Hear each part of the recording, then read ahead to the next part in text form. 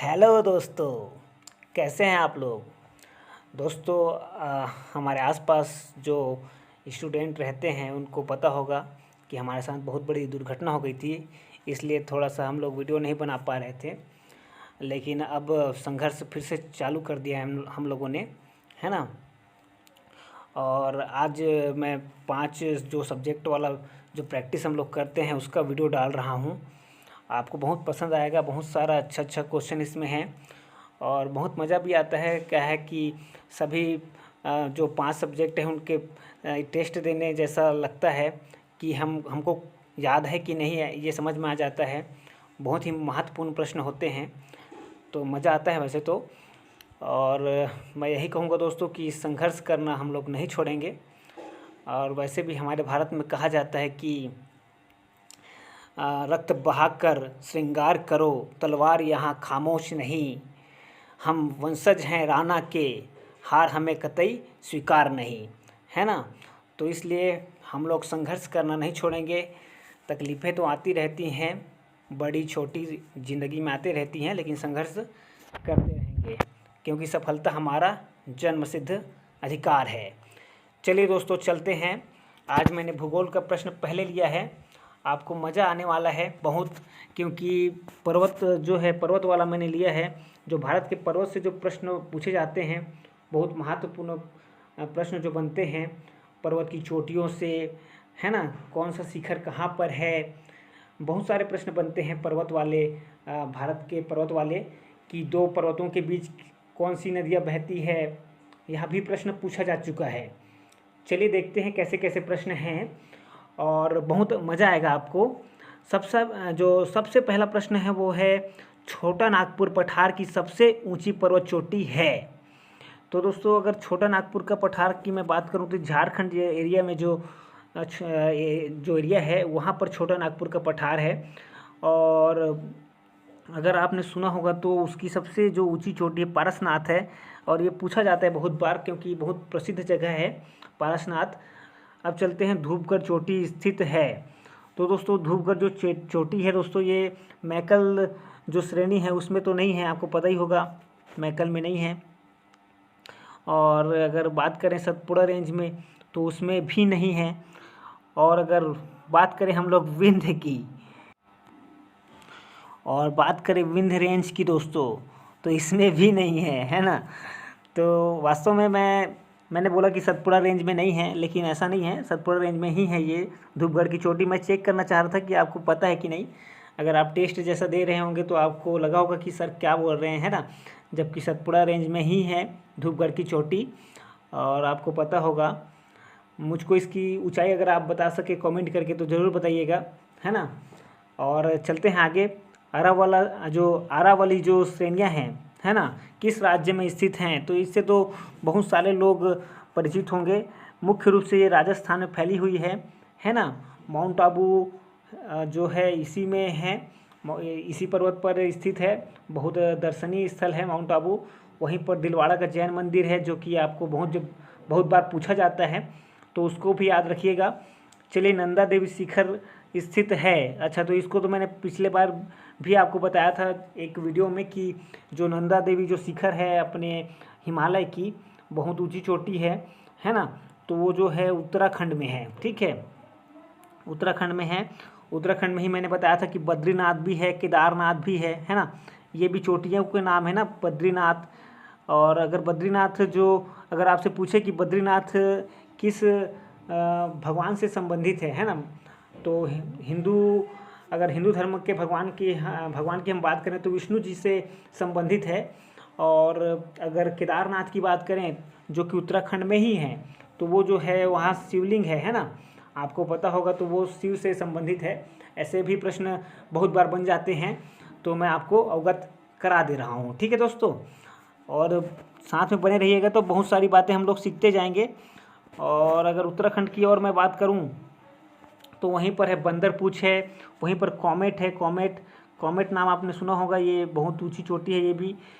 और ये कहाँ पर है, उत्तराखंड में है।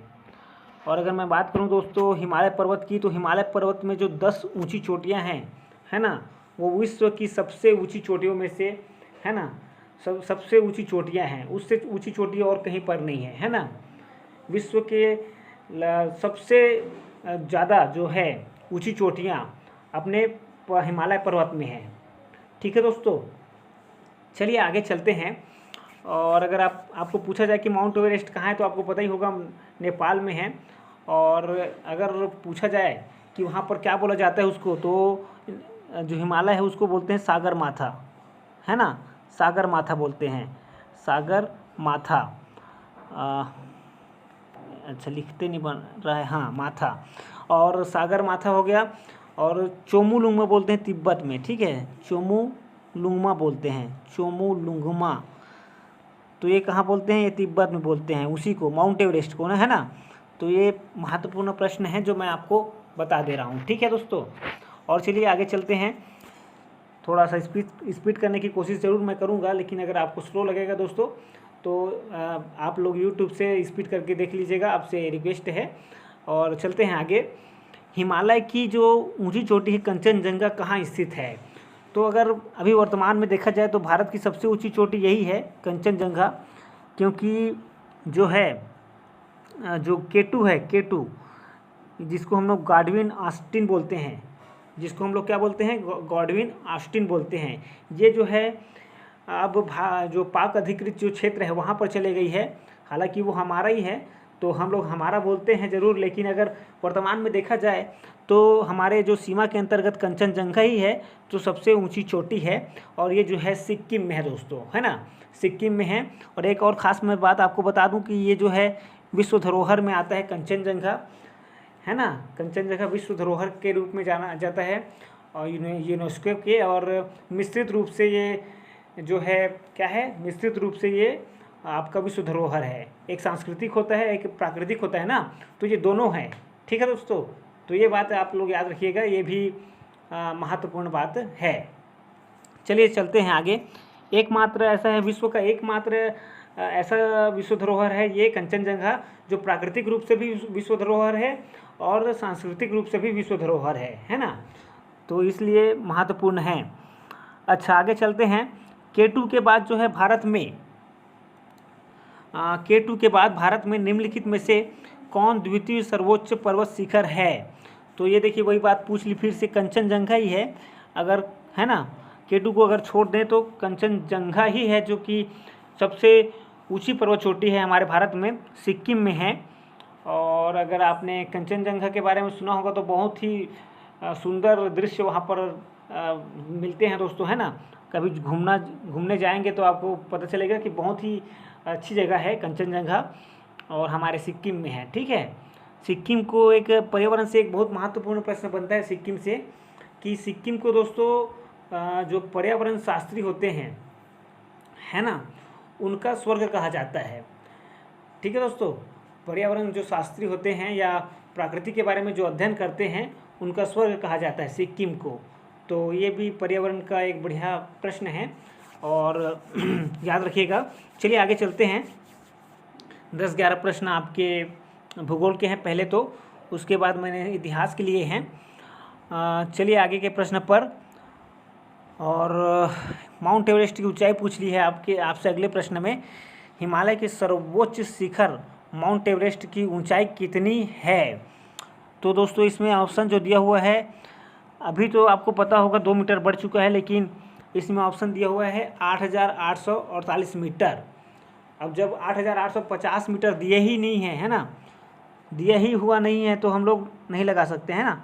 तो ये जो बात है, अगर दे दे पेपर में ये चीज़ तो आप ये बिल्कुल लगा सकते हैं, लेकिन अक्सर करके पेपर में क्या दिया रहता है, 8,848 मीटर। ठीक है, चले आगे। एक गजब का प्रश्न आगे आपके सामने है। कोडाई कनाल जो बहुत ही प्रसिद्ध हिल स्टेशन है, दर्शनीय स्थल है, और बहुत बार पूछा जाता है किस पर्वत पर ये, है ना, किस पर्वत श्रृंखला पर स्थित है, ये पूछा जाता है कोडाई कनाल। और मैं अगर आपको बताऊं दोस्तों तो राज्य भी पूछा जाता है किस राज्य में है। तो मैं आपको बता देता हूं दोस्तों कि ये पालनी पहाड़ी पर है। पहले तो पालनी, इसमें सिर्फ पालनी दिया हुआ है और ये ऑप्शन बिल्कुल सही है। तो पालनी पहाड़ी में है। और अगर मैं बात करूं राज्य की, तो राज्य में देखो दोस्तों तमिलनाडु में है, ठीक है। अगर राज्य की बात करें तो जो पालनी पहाड़ी है वो तमिलनाडु में है, और कोडाई कनाल जो है, यह जो हिल स्टेशन है यह भी, अब देखिए पालनी पहाड़ी में ही तो कोडाई कनाल है ना, तो इसलिए कोडाई कनाल जो है तमिलनाडु में है, ठीक है दोस्तों। तो ये ऑप्शन बिल्कुल सही है, और राज्य भी याद रखिएगा। चलिए आगे चलते हैं। और निम्नलिखित में से किस राज्य में सबरीमाला स्थित है? अगर आपको पता नहीं है तो मैं बता दूं, सबरीमाला जो है ये भी एक पर्वत श्रृंखला है ना, एक प्रकार की क्या है, पर्वत श्रृंखला है, जिसमें सबरीमाला टेम्पल स्थित है। और सबरीमाला टेम्पल बहुत प्रसिद्ध हो चला है अब है ना, अब तो बहुत प्रसिद्ध हो चला है, इसलिए आपको पता होगा कि ये जो है आपके केरल में है, ठीक है। यहाँ पर जो है महिलाओं को जाना वर्जित कर दिया गया था, तो सुप्रीम कोर्ट ने अब आदेश दे दिया है कि सभी को समान अधिकार है और सभी जा सकते हैं, ठीक है दोस्तों। तो पहले तो मैं इसका आंसर लगा दूं टिक, और केरल है, सी ऑप्शन बिल्कुल सही है। और देखिए ये जो 2015 के MPPSC में आया हुआ था, इसमें अच्छे से छपा नहीं है, मैंने आपके लिए पढ़ के बता दिया। और यहाँ पर गॉड अयप्पा की पूजा होती है सबरीमाला टेम्पल में, ये भी पूछा जा सकता है क्योंकि करेंट का बढ़िया न्यूज़ है ये। तो गॉड अयप्पा का पूजा होता है, और जो है महिलाओं को वर्जित मतलब महिलाओं के लिए वर्जित था यह मंदिर, जिसको सर्वोच्च न्यायालय ने अब स्वीकृति दे दी है कि महिलाएं भी जा सकती हैं और उनको भी समान अधिकार है। तो इस प्रकार से ये बहुत महत्वपूर्ण प्रश्न बन सकता है, क्योंकि करेंट का ही जीके है ये, तो इसलिए सबरीमाला टेम्पल आपसे पूछा जा सकता है कहाँ पर स्थित है और यहाँ पर किस देवता की पूजा होती है। चलिए आगे चलते हैं दोस्तों। और उत्तर पश्चिम में स्थित पर्वत है, तो अगर उत्तर देखें हम लोग तो जम्मू कश्मीर है उत्तर में, और पश्चिम की बात हम लोग करें तो दोस्तों राजस्थान है, आपको पता है पश्चिम में। तो उत्तर पश्चिम में अगर हम लोग बात करें तो वहाँ पर आपको पता ही है कि अगर आपको नहीं पता है तो मैं बता देता हूँ, उत्तर पश्चिम में अरावली है ना। अगर नक्शा अगर मैं बनाऊँ तो चलिए नक्शा क्या बनाना, मैं डायरेक्ट आपको बताता हूँ। ऐसे इस एरिया में देखिए है ना, ये उत्तर पश्चिम हो गया ना। अगर भारत का नक्शा अगर ऐसा है ना, अगर मैं भारत का नक्शा अगर खींचता और है ना, और तो इस एरिया में है, तो ये देखिए इधर उत्तर भी हो गया, और ये है ना, ये उत्तर हो गया, और ये इधर क्या है, ये पश्चिम हो गया है ना, और ये क्या हो गया, उत्तर पश्चिम हो गया। तो यहाँ पर क्या है, अरावली है। तो ऐसे दिशाओं को भी याद रखना है ना, दिशाएं भी पूछ ली जाती हैं, ठीक है दोस्तों। तो उत्तर पश्चिम में स्थित कौन सा है, मैंने आपको बता दिया अरावली, ठीक है। और अरावली पर्वत प्राचीनतम पर्वतों में से एक है दोस्तों, है ना। बहुत गजब का इसका महत्व है, क्योंकि यहाँ पर बहुत सारे आपके मेटल्स वगैरह मिलते हैं, खनिज संपदा से भरपूर है अरावली के जो पर्वत हैं। और ये ऑप्शन बिल्कुल सही है। अगर मैं बात करूँ मकराना, जो कि जहाँ से संगमरमर मिलता है ना, तो वो भी अरावली के पर्वत श्रेणी के ही शायद मेरे हिसाब से शायद उसी के भाग में मिलता है, मकराना में हो सकता है। अच्छा, मुझको अच्छे से याद नहीं आ रहा है, चलिए उस बात को छोड़िए, चलते हैं आगे चलते हैं। सह्याद्री क्षेत्र के नाम से निम्नलिखित में से कौन सा जाना जाता है? तो सह्याद्री क्षेत्र के नाम से निम्नलिखित में से कौन सा जाना जाता है? तो पश्चिमी घाट है ना दोस्तों। सह्याद्री किसको बोलते हैं? पश्चिमी घाट को बोलते हैं। तो लगा दीजिए बी ऑप्शन बिल्कुल। और पश्चिमी घाट हमारे देखिए पश्चिम एरिया में है पूरे भारत के। अगर नक्शा को देखोगे आप लोग तो पश्चिमी घाट जो है पूरे पश्चिम में पूरा फैला हुआ है, और उसी को सह्याद्री पर्वत भी बोलते हैं या सह्याद्री श्रृंखला भी बोलते हैं, ठीक है। तो पश्चिमी घाट जो है भारत के पश्चिम में है और इसी को सह्याद्री भी बोलते हैं, ठीक है दोस्तों। चलते हैं आगे। गुरु शिखर चोटी किस राज्य में स्थित है? तो ये गुरु शिखर जो है अरावली पर्वत की सबसे ऊंची चोटी है, इस बात को भी याद रखिएगा। और ये जो है राजस्थान में आपके मिलता है, मतलब स्थित है। तो राजस्थान लगा दीजिए ए ऑप्शन। और सेवराय की पहाड़ियाँ कहाँ अवस्थित है? शिवराय की पहाड़ियाँ कहाँ अवस्थित है दोस्तों, ये भी पूछा जाता है कई बार। शिवराय की पहाड़ियाँ, शेषाचलम की पहाड़ियाँ, है ना, ये सब पहाड़ियाँ भी पूछ ली जाती हैं। तो शिवराय की अगर मैं पहाड़ी की बात करूं तो ये IAS में आया हुआ प्रश्न है, हालांकि पहले आया हुआ है। और शिवराय की पहाड़ियों की मैं अगर बात करूं तो तमिलनाडु में ये मिलता है दोस्तों, है ना, मतलब तमिलनाडु में स्थित है। चलिए आगे चलते हैं। अच्छा, मैं 11 ही प्रश्न सोच रहा था इसमें, तो है ना 15 प्रश्न है, लगभग 15 प्रश्न हैं। और ठीक है, अच्छा प्रश्न करके ज़्यादा ले लिया था शायद मैंने, और मज़ा आएगा। चलिए दोस्तों आगे चलते हैं।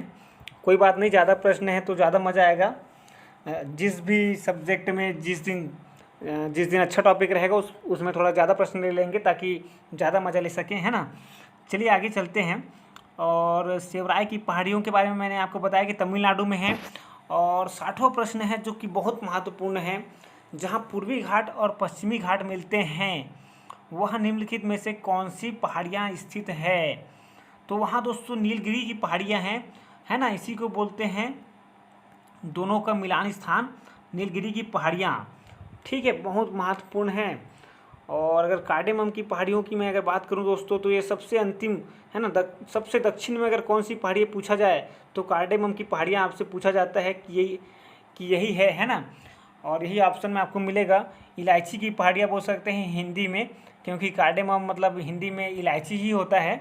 ठीक है, तो वहाँ इलायची की बहुत अच्छी खेती होती है, इसलिए कार्डेमम की पहाड़ियाँ इस नाम से प्रसिद्ध हो चला है।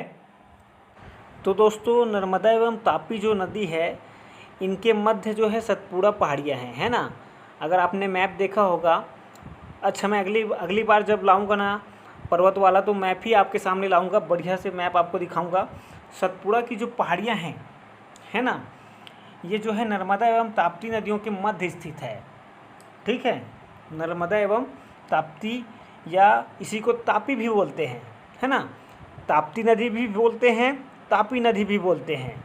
तो इन दोनों के बीच में जो है सतपुड़ा पहाड़ियाँ पड़ती हैं। ठीक है, सतपुड़ा को कहा जाता है जंगल की रानी, है ना, जंगलों की रानी कहा जाता है। क्या? जंगलों की रानी। तो ये बात भी याद रखिएगा, कभी पूछ लेता है, कभी ये प्रश्न भी पूछता है कि सतपुड़ा जो पहाड़ी है और विंध्याचल जो पर्वत है ना, इन दोनों के बीच कौन सी नदियाँ गुजरती है। तो इन दोनों के बीच में दोस्तों नर्मदा नदी गुजरती है। ठीक है, कौन सी? नर्मदा। ये प्रश्न भी पूछा जाता है। चलिए मैं अगले बार आपको मैप ला के ही दिखाऊंगा, और मैप से आपको दिखाऊंगा पहाड़ियों को अच्छे से।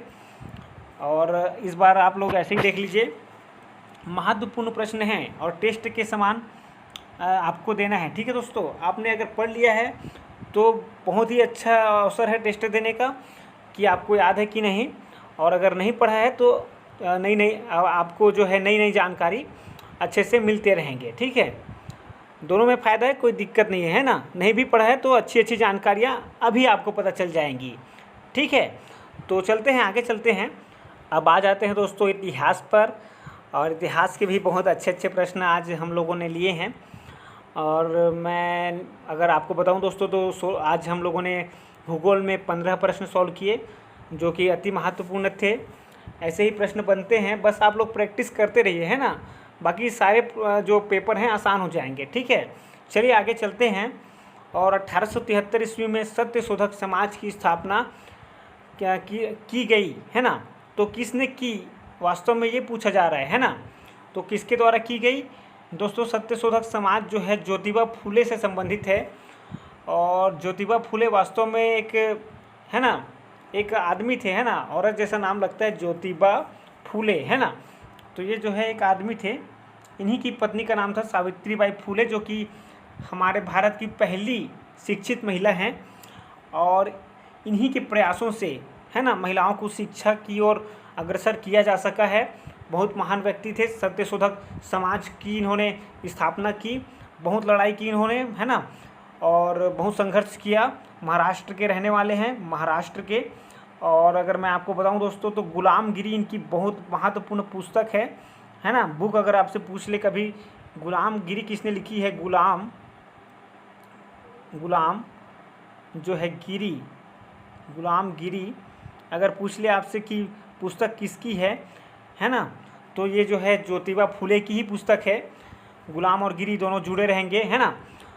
और सत्य शोधक समाज, ये भी इन्हीं की देन है ना। सत्य शोधक समाज भी ज्योतिबा फुले द्वारा स्थापित की गई थी। तो महत्वपूर्ण प्रश्न था, तो थोड़ा सा मैंने विस्तार कर दिया। और चलते हैं आगे। किस धर्म सुधारक की मृत्यु भारत के बाहर हुई थी? तो राजा राम मोहन राय जी जो थे बड़े ही महान व्यक्ति थे, और इन्हीं के चलते जो है क्या हुआ था दोस्तों, इन्हीं के चलते 1829 में सती प्रथा का अंत हुआ था लॉर्ड विलियम बेंटिक द्वारा। तो दोनों को याद रखिएगा, लॉर्ड विलियम बेंटिक थे उस समय, और राजा राम मोहन राय के प्रयासों से हुआ सती प्रथा का अंत। और राजा राम मोहन राय की अगर मैं बात करूं दोस्तों, तो ब्रिस्टल जो है ब्रिटेन, है ना, ब्रिटेन का जो एक शहर है वहाँ पर इनकी मृत्यु हुई थी। तो ये भी याद रखिएगा आप लोग, ब्रिस्टल नाम है ना, ब्रिस्टल। और 1833 में इनकी मृत्यु हुई, और भारत से बाहर इनकी मृत्यु हुई है। तो इस बात को भी आप लोग याद रखिएगा, राजा राम मोहन राय। 1815 में इन्होंने आत्मीय सभा की स्थापना की, 1815 में, और 1828 में ब्रह्म समाज की स्थापना की, है ना। इस बात को भी याद रखिएगा। और चलते हैं आगे, चलते हैं। और कुछ बताऊं क्या दोस्तों राजा राम मोहन राय के बारे में? 1815 तो मैंने बता दिया, आत्मीय सभा, ठीक है। और 1828 में क्या बताया मैंने? 1828 में ब्रह्म समाज। और आर्य समाज का तो आपको पता है, दयानंद सरस्वती जी थे, है ना। तो ये प्रश्न भी पूछे जाते हैं। 1828 में ब्रह्म समाज की इन्होंने स्थापना की। 1815 में मैंने बताया आत्मीय सभा। और इनके अखबारों के बारे में पूछा जाता है कई बार, तो 2 अखबारों का नाम इनका याद रखिएगा आप लोग। संवाद कौमुदी एक इनका अखबार है, संवाद कौमुदी, और एक है मिरातुल अखबार, है ना। लिखने में थोड़ा समय लग सकता है ना, लेकिन लिखेंगे, ताकि लिखा हुआ देखने से आपको ज़्यादा याद रहता है, इसीलिए मैं लिख रहा हूँ मिरातुल, है ना, अखबार। तो मिरातुल जो अखबार है और संवाद कौमुदी है, इन्हीं के अखबार थे, और बहुत ही अच्छे व्यक्ति थे राजा राम मोहन राय जी। समाज सुधारक थे, भारतीय पुनर्जागरण का पितामह इनको कहा जाता है। तो इसको भी आप लोग याद कर सकते हैं। और चलते हैं आगे। गजब का प्रश्न दे दिया है आगे। तो सत्यार्थ प्रकाश पुस्तक के लेखक कौन हैं? और ये जो बुक है बहुत महत्वपूर्ण है दोस्तों, है ना। और इसका लेखन जो किया है वो हैं हमारे महान समाज सुधारक दयानंद सरस्वती जी। बहुत ही, है ना, बहुत ही महत्वपूर्ण प्रश्न बनता है दयानंद सरस्वती जी के, है ना, दयानंद सरस्वती जी से।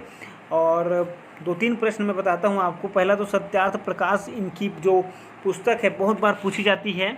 दूसरा एक प्रश्न बनता है कि किन्होंने कहा था कि भारत भारतीयों के लिए है ना। तो ये वाला जो नारा है ये भी दयानंद सरस्वती जी ने दिया था। और वेदों की ओर लौटो, है ना, वेदों की ओर लौटो, ये भी बोला था, वेदों की ओर। तो ये वाला जो नारा है ये भी दयानंद सरस्वती जी ने दिया था। और एक प्रसिद्ध डायलॉग है, स्वराज्य मेरा जन्म सिद्ध अधिकार है, ये बोला था आपके बाल गंगाधर तिलक जी ने, है ना। लेकिन स्वराज्य शब्द का सर्वप्रथम प्रयोग किसने किया था? ये अगर आपसे पूछा जाए तो स्वराज्य शब्द का प्रयोग सर्वप्रथम दयानंद सरस्वती जी ने किया था, है ना। तो इसलिए कंफ्यूज मत होइएगा दोस्तों, है ना। इसलिए मैंने जो है तिलक जी के बारे में भी बताया कि उन्होंने क्या बोला था। और स्वराज्य जो शब्द है इसका जो है प्रथम बार प्रयोग दयानंद सरस्वती जी ने ही किया था। तो चलते हैं दोस्तों आगे अगले वाले प्रश्न पर। और अच्छा प्रश्न है आज का, मज़ा आ रहा है। और कुछ बच्चों ने बोला था कि सर फिजिक्स के, केमिस्ट्री के क्वेश्चन कराइएगा। तो कुछ क्वेश्चन मैं अपने जो प्रैक्टिस सेट है उसमें शामिल करते जाऊंगा, टेंशन मत लीजिएगा। आज मैंने एक प्रकार का प्रश्न, 2-3 प्रश्न शामिल किया है न्यूमेरिकल, बड़े अच्छे से समझाऊंगा आपको, चिंता मत करिएगा, ठीक है। चलिए आगे चलते हैं। और रामकृष्ण मिशन की स्थापना किसने किया? तो इसमें तो कुछ बताने की ज़रूरत नहीं है, आपको पता है विवेकानंद जी ने किया था, है ना। और विवेकानंद जी के जन्मदिन पर ही 12 जनवरी को क्या मनाते हैं दोस्तों? 12 जनवरी को राष्ट्रीय जो है युवा दिवस, राष्ट्रीय युवा दिवस के रूप में मनाया जाता है इनका जन्मदिन। और जो विवेकानंद जी की जयंती है 12 जनवरी को होती है, और इसी दिन क्या मनाया जाता है? राष्ट्रीय युवा दिवस। ठीक है दोस्तों, चलते हैं आगे। वहाबी आंदोलन का मुख्य केंद्र था, तो इसका मुख्य केंद्र पटना था। आपको अगर नहीं पता है तो मैं बता दूं, बहुत महत्वपूर्ण प्रश्न है, इसमें डायरेक्ट याद करना है, इसमें और कोई बात है नहीं, है ना, समझाने योग्य। चलिए आगे चलते हैं। भारत में दास प्रथा का जो है अंत, अगर ऐसा पूछा जाए अंत कब हुआ या प्रथा कब अवैध घोषित किया गया, तो भी बात वही है।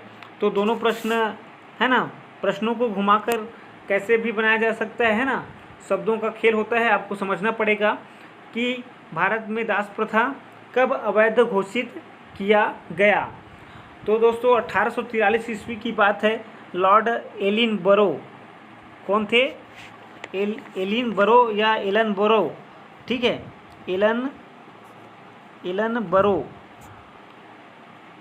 है ना, तो ये दोनों जुड़ा रहेगा, एलन और बरो, और या तो एलिन बरो भी बोलते हैं उसी को। तो लॉर्ड एलिन बरो जो थे उसी समय पर थे, और उन्हीं के द्वारा दास प्रथा का अंत किया गया था। ठीक है, 1843 में। तो इस बात को भी याद रखिएगा, दास प्रथा का अंत 1843 में। चलिए आगे चलते हैं। लॉर्ड एलिन बरो याद रखिएगा, और मैं अब थोड़ा सा क्या करूँगा, छोटा लिखूँगा ताकि एक साथ दोनों, है ना, जितना लिखना होगा वो उसको मैं लिख पाऊँ, है ना। चलिए आगे चलते हैं। और भारत में अंग्रेजी शिक्षा किसके द्वारा लागू की गई थी? तो दोस्तों अगर अंग्रेजी शिक्षा की मैं बात करूं तो बड़ा ही महत्वपूर्ण प्रश्न है आपके लिए, और मैं बता देता हूं आपको। तो दोस्तों विलियम बेंटिक जो थे उनके द्वारा जो है अंग्रेजी शिक्षा जो है भारत में लागू की गई थी, लॉर्ड विलियम बेंटिक। और एक अच्छी बात ये हुई अंग्रेजी शिक्षा लागू होने से कि हमने सारे विश्व के इतिहास को पढ़ लिया अंग्रेजी के माध्यम से, और हमने जान लिया कि कौन से देश ने किस प्रकार से अपनी आज़ादी प्राप्त की है, और हमने भी फिर उसी तरीके से अपनी आज़ादी प्राप्त करने की कोशिश की, है ना। तो ये बढ़िया बात हुई हमारे लिए। चलिए अगले प्रश्न पर चलते हैं। वेदों में संपूर्ण सच्चाई निहित है। तो जो ये वेदों वाला बात है ना, स्वामी दयानंद सरस्वती द्वारा बोला गया है, और दयानंद सरस्वती जी हैं, इन्होंने ही बोला था कि वेदों की ओर लौटो, है ना। और क्या बोला था? वेदों में संपूर्ण सच्चाई निहित है। तो स्वामी दयानंद सरस्वती द्वारा बोला गया, ठीक है। अच्छा देखिए, इसमें घुमाने के लिए क्या लिखा हुआ है, यह व्याख्या की गई, है ना। तो मतलब शब्दों को थोड़ा सा अलग लिखकर आपको परेशान करने की कोशिश की जाती है ना। तो उसमें आपको परेशान नहीं होना है, यह बोला किसने था, या है ना ऐसी व्याख्या किसने की, ऐसा नारा किसने दिया, ऐसा अगर आपसे पूछे तो आपको लगाना कौन सा है, स्वामी दयानंद सरस्वती जी। ठीक है दोस्तों, चलिए आगे चलते हैं। और 22वां और 23वां, हाँ, फिर आज का आपका इतिहास ख़त्म हो जाएगा, फिर अपने अगले वाले सब्जेक्ट पर चलेंगे। दोस्तों महाराष्ट्र का जो सुकरात है किसे कहा जाता है? तो महाराष्ट्र सुकरात, आपको अगर नहीं पता है दोस्तों मैं बता दूं, सुकरात जो है महान दार्शनिक थे और अरस्तु के गुरु थे। अरस्तु के गुरु कौन थे अगर आपसे पूछे कभी, है ना, तो आप बताइएगा, सुकरात जी थे। और अगर महाराष्ट्र का सुकरात पूछे किसे कहा जाता है तो महादेव गोविंद रनाडे जी को कहा जाता है। ये जो है गोपाल कृष्ण गोखले जी के गुरु थे, है ना। गांधी जी के गुरु कौन थे? गोपाल कृष्ण गोखले जी। और उनके गुरु कौन थे? महादेव गोविंद रनाडे। तो ये देखिए इतनी लंबी, है ना, बातें आपको, है ना, लाइन टू लाइन याद हो गई होगी। और पूछा भी जाता है, ऐसा नहीं है, पूछा जाता है कभी कभी कि गांधी जी के राजनीतिक गुरु कौन थे, तो आप बताएंगे कि गोपाल कृष्ण गोखले थे। अगर आपसे पूछ ले कि गोपाल कृष्ण गोखले के गुरु कौन थे, तो महादेव गोविंद रानाडे जी थे, जिनको महाराष्ट्र का सुकरात कहा जाता है।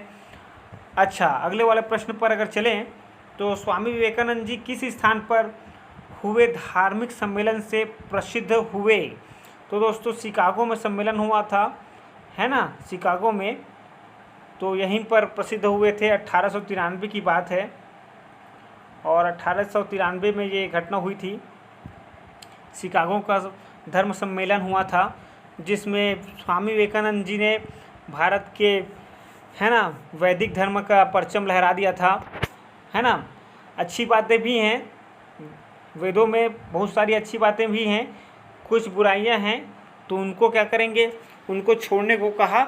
और क्या बताया कि वैसे तो बहुत सारी अच्छी बातें हैं, उनको तो देखा नहीं गया है अभी तक, है ना। फालतू की बातों को सामने लाकर रख दिया जाता है, तो इसलिए फिर हमारे धर्म की बहुत प्रशंसा भी हुई थी उस समय पर, तो इसलिए बहुत महत्वपूर्ण है। चलिए हम लोग चलते हैं अपने फिजिक्स के प्रश्न पर। आगे फिजिक्स का क्वेश्चन भी मैं लाया हूँ, है ना। देखिए पहले क्वेश्चन ही सॉल्व कर लें क्या? चलिए पहले क्वेश्चन ही देख लेते हैं। इस वाले जो पेज में क्वेश्चन है तो इसी को पहले सॉल्व कर लेते हैं। चलिए तो शुरू करते हैं दोस्तों, है ना। थोड़ा सा बड़ा कर दूं क्या, जिससे आपको अच्छा से दिखाई दे? अच्छे से दिखाई देना बहुत ज़रूरी है। और चलिए दोस्तों अगले प्रश्न पर, फिजिक्स पर पहुंच गए हैं हम लोग। हम पृथ्वी के पृष्ठ पर सूर्य का प्रकाश प्राप्त करते हैं, सही बात है, प्राप्त करते हैं। ये प्रकाश किस प्रकार के किरण पुंज हैं? अब ये पूछ लिया, आपको घुमा दिया, है ना। अब जो है, जो नहीं पढ़ा होगा नहीं बना पाएगा, सीधी बात है ना दोस्तों। क्योंकि बच्चों को यही लगेगा ना कि अपसारी होगा, मतलब अपसारी का मतलब भी कई लोग समझते हैं कि फैलना होता है ना, फैलाव, तो फैलता है तो किरण जरूर फैलते होगी, है ना। किरण पुंज जरूर फैलते हुई जो होती है, फैलते हुए ही आती होगी, ऐसा स्टूडेंट्स को लगेगा, लेकिन वैसा नहीं होता है दोस्तों। अपसारी बिल्कुल गलत है। अगर बेतरतीब बोले तो ये भी गलत है ना। किसी को, कई लोगों को लगेगा कि भाई उतने दूर से आ रहा है तो बेतरतीब मतलब अव्यवस्थित रूप से आता होगा, ऐसा लगेगा। कई लोगों को ऐसा भी लग सकता है अभिसारी, लेकिन अभिसारी भी नहीं होता है दोस्तों, है ना। होता क्या है, समांतर। तो ये बात याद रखने योग्य है, ठीक है। जो प्रकाश जो आती है सूर्य से, है ना, किस प्रकार के किरण पुंज होते हैं? समांतर, ठीक है। तो इस बात को याद रखिएगा। और आगे चलते हैं, आगे भी बहुत महत्वपूर्ण प्रश्न है। डायऑप्टर किसकी जो है इकाई है? तो डायऑप्टर डायरेक्ट पूछते हैं आपसे कि डायऑप्टर किसकी इकाई है, और आपको बताना होता है दोस्तों कि लेंस की क्षमता की इकाई है। किसकी इकाई है? लेंस की क्षमता की इकाई है, तो ए लगा देते हैं, 80 का ए। अब अगला प्रश्न अगर हम लोग देखें तो धूप के चश्मे की क्षमता होती है, तो कम से कम एक डायोप्टर तो होता ही होगा, है ना। तो एक लगा देते हैं। बिल्कुल गलत हो जाएगा दोस्तों, ऐसा नहीं सोचना है। 0 डायोप्टर होता है, ठीक है, 0 डायोप्टर होता है। चलिए प्रश्नों पर पहुंच गए हैं हम लोग। और एक लेंस का फोकसांतर, है ना, फोकसांतर 25 सेंटीमीटर है। मतलब फोकस दूरी की बात कर रहा है। फोकस दूरी कितनी है? 25 सेंटीमीटर है। एफ ले लेता हूँ, 25 दिया है, 25 सेंटीमीटर, ठीक है। और उसकी क्षमता हमको ज्ञात करनी है, ठीक है, उसकी क्षमता होगी। तो दोस्तों एक सूत्र है, मैं सूत्र आपको बताता हूँ पहले। जो है सूत्र क्या होता है, पावर, लेंस का पावर बराबर क्या होता है, 1/f। एफ मतलब फोकस दूरी है, जो कि मीटर में होनी चाहिए। मीटर में अगर नहीं है तो मीटर में चेंज करेंगे। और जो पावर है ये डायऑप्टर में होता है ना।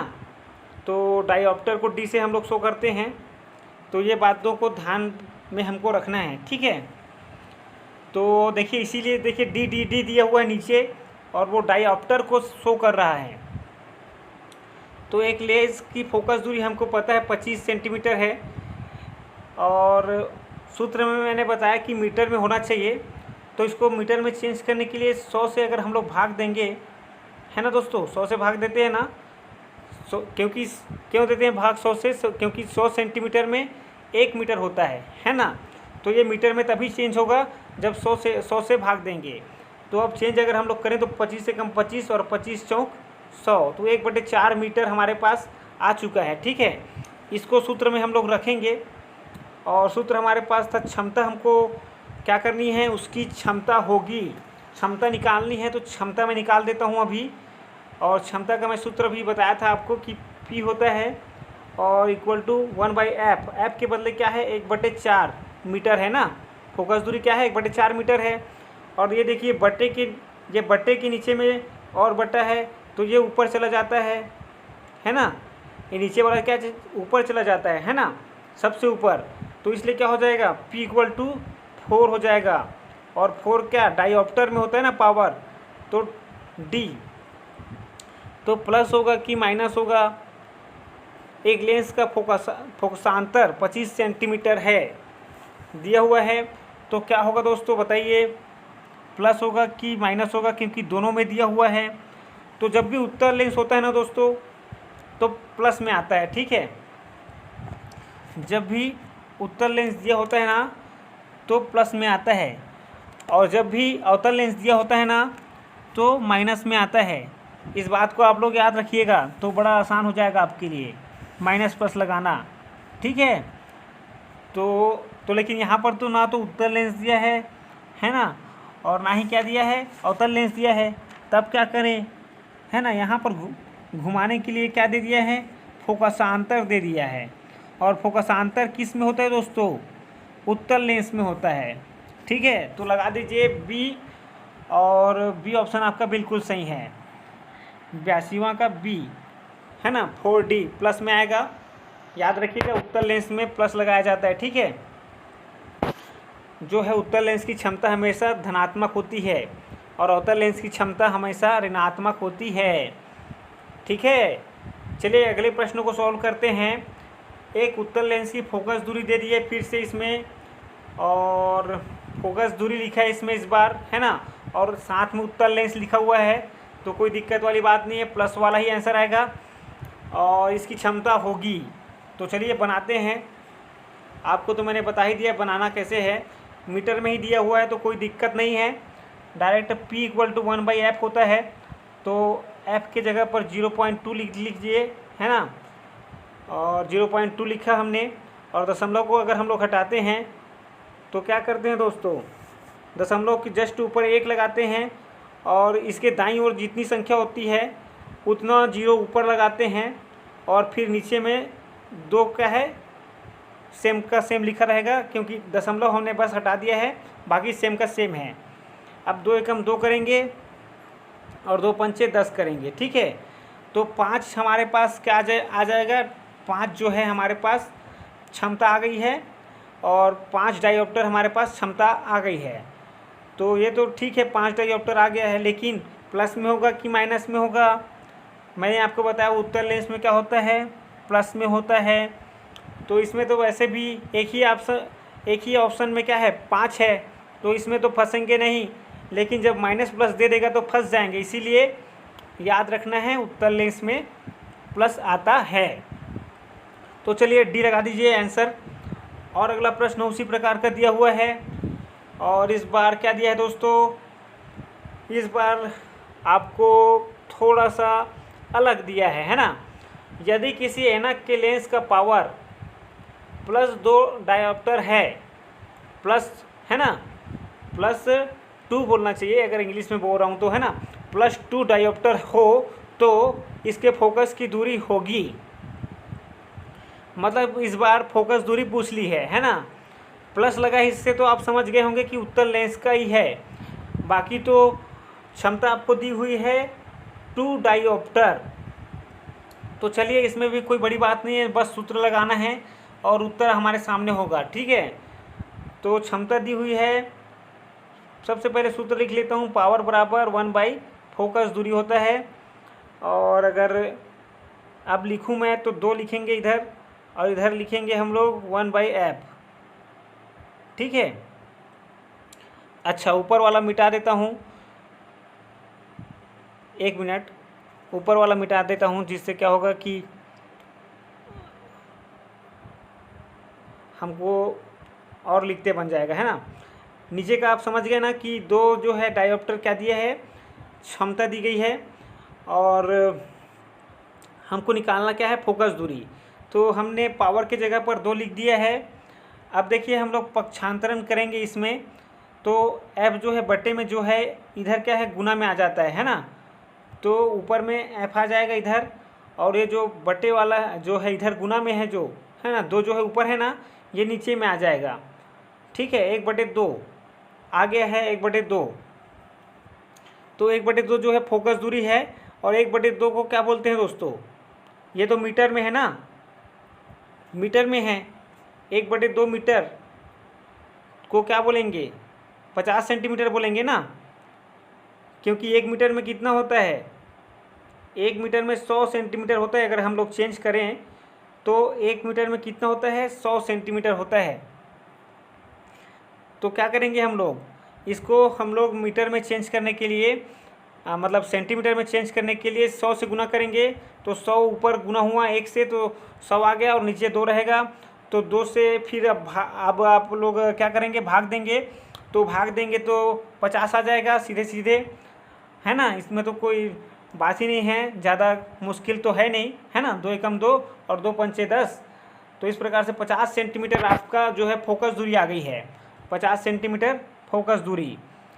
तो अच्छा, मैंने पेन नहीं पकड़ा इसलिए ये घूम गया। चलिए पेन पकड़ लेता हूँ, और इस वाले प्रश्न का उत्तर जो है 50 सेंटीमीटर है। ठीक है दोस्तों, तो ऐसे बनता है, इस प्रकार का प्रश्न जो है बनता है, और ऐसे प्रश्न जो है ऐसे ही बनते हैं। ठीक है, तो एक ही सूत्र याद रखना है, लिख कर रख लीजिएगा। अगर आपको याद नहीं होता है तो वैसे तो याद हो गया होगा। ठीक है, और लेंस की क्षमता किस में नापते हैं ये भी याद हो गया होगा, डायोप्टर में नापते हैं। ठीक है, तो लेंस की क्षमता की इकाई भी कई बार पूछी जाती है, डायोप्टर होता है। चलिए आगे चलते हैं। एक उत्तल लेंस को जब पानी में डुबाया जाता है तो उसकी क्षमता जो है बढ़ जाती है ना, बढ़ जाती है ना दोस्तों। नहीं दोस्तों, गलत हो जाएगा, घट जाती है। आप खुद ही पानी में डूब कर देख लीजिए ना कि हमारे आँखों की जो क्षमता है कम हो जाती है ना। भले ही पानी साफ़ हो लेकिन उतना अच्छा नहीं दिखाई देगा जितना बाहर अच्छा दिखाई देता है ना। जितना बाहर अच्छा दिखाई देता है उतना अच्छा कहाँ दिखाई देगा, हमारे आँखों में भी तो उत्तल लेंस है ना। तो इस प्रकार से आप लोग याद रख सकते हैं कि जो है क्या हो जाता है, उसकी क्षमता घट जाती है। चलिए आगे चलते हैं। इसमें भी बहुत सारे प्रश्न मैंने ले लिए हैं आज। फिजिक्स के भी 15 प्रश्न कम से कम होंगे। मैं थोड़ा सा ज़्यादा इसमें बताना चाह रहा था आज, क्योंकि थोड़ा सा ज़्यादा अच्छे जो टॉपिक को थोड़ा सा ज़्यादा लेने से ही मज़ा आता है, और प्रैक्टिस करने से मतलब है दोस्तों हमको तो थोड़ा सा ज़्यादा टाइम भले लग जाए लेकिन खूब प्रैक्टिस करेंगे। और हमको क्या करना है, जितना ज़्यादा हो सके प्रैक्टिस करना है। चलिए आगे चलते हैं। दूरदृष्टि निवारण के लिए काम में लेते हैं। तो बताइए दोस्तों, दूरदृष्टि में क्या होता है। दूरदृष्टि दोष में दोस्तों निकट की वस्तु दिखाई नहीं देती है, नाम उल्टा है ना। निकट की वस्तु दिखाई नहीं देती है मतलब क्या होता होगा, मतलब ये है कि जो है रेटिना के बाहर बन जाता होगा। क्या जो है वस्तु का जो प्रतिबिंब है वो जो है रेटिना के पार चला जाता होगा, है ना। तो उसको केंद्रित करना पड़ेगा। तो केंद्रित करने के लिए उत्तल लेंस का प्रयोग किया जाता है, आपको पता है ना, उत्तल लेंस का प्रयोग किया जाता है। तो लगा दें ऑप्शन उत्तल लेंस सी। ये क्या हुआ, अच्छा 1 मिनट दोस्तों। तो सी ऑप्शन बिल्कुल सही है दोस्तों, है ना, उत्तल लेंस बिल्कुल सही है। तो दूरदृष्टि दोष में उत्तल लेंस का प्रयोग किया जाता है, और जो है निकट जो दृष्टि दोष होता है उसमें अवतल लेंस का प्रयोग किया जाता है, याद रखिएगा।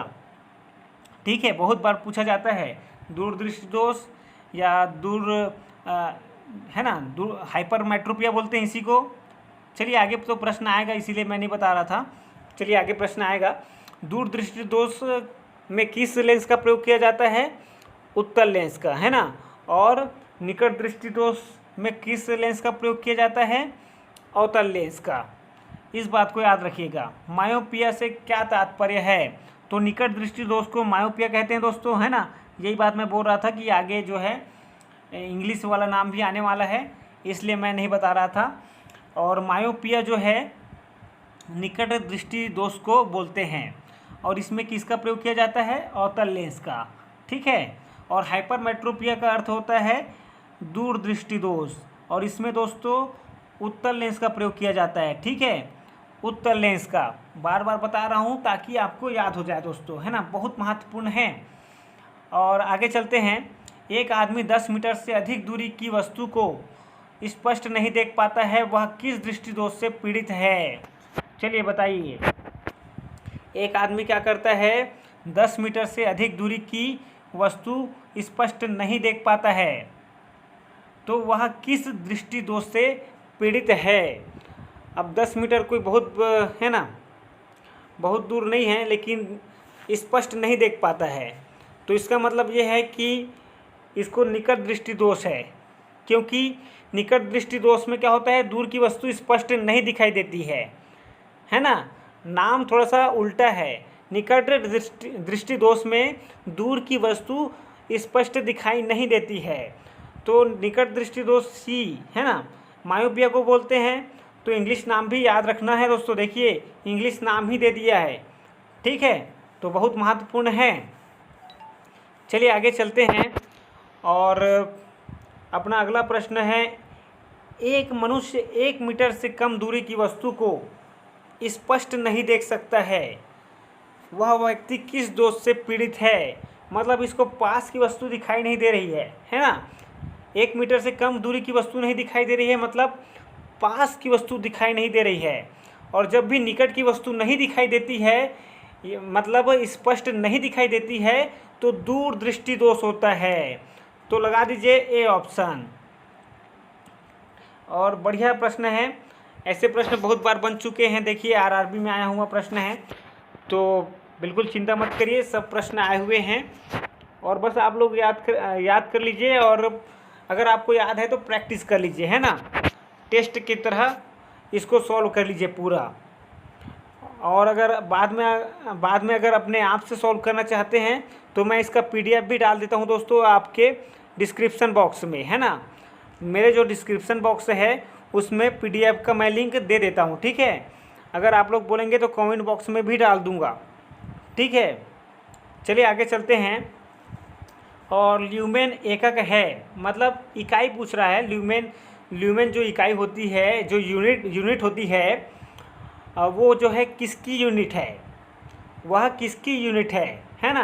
तो डायरेक्ट पूछता है कि ल्यूमेन एकक है, तो आपको बताना है दोस्तों ज्योति तीव्रता की है कि ज्योति फ्लक्स की है, प्रदीप्ति घनत्व की है कि चमक की है। तो अगर मैं आपको बता दूं तो दोस्तों ज्योति तीव्रता की तो कैंडेला होती है ना। ज्योति तीव्रता की क्या होती है? कैंडेला होती है, कैंडेला। और है ना, कैंडेला भी बोलते हैं, कैंडेला भी बोलते हैं। और अगर मैं ज्योति फ्लक्स की बात करूं तो इसका होता है ल्यूमेन, ठीक है। तो ये ऑप्शन बिल्कुल आपका राइट है ना। ये ऑप्शन आपका बिल्कुल राइट है। ज्योति फ्लक्स का होता है इकाई ल्यूमेन, चाहे यूनिट बोले चाहे एकक बोले, ठीक है। ज्योति फ्लक्स का एकक होता है ल्यूमेन, ठीक है। चलिए आगे चलते हैं। दूरबीन क्या है? तो दूर की वस्तु देखी जाती है, पानी की गहराई मापी जाती है, नज़दीक की वस्तु देखी जाती है। तो दूरबीन बताइए दोस्तों क्या है? तो दोस्तों सबको पता है कि दूरबीन से क्या देखी जाती है? दूर की वस्तु देखी जाती है। तो 135 का ए बिल्कुल सही है ना।